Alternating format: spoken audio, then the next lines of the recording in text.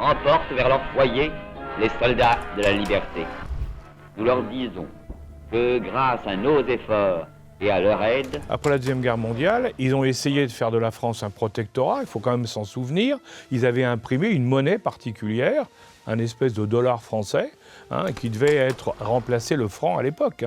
Quand le général de Gaulle était au pouvoir, souvenez-vous, quand il a mis l'OTAN à la porte de la France, je ne veux pas être un vassal des États-Unis.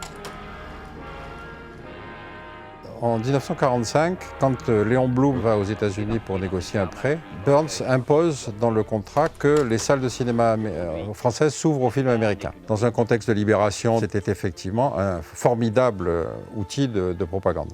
Concrète, de nature financière, type toujours à des exercices de faible envergure avec les Émirats arabes unis au sud du Golfe.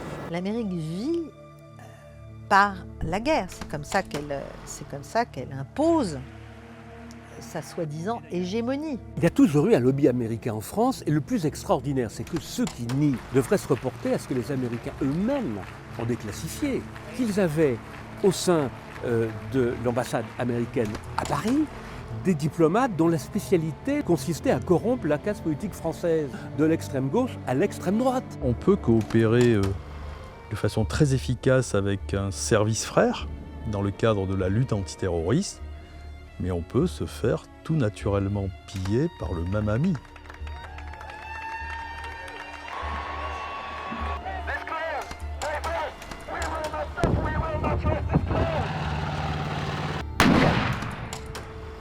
Take a look at what happened.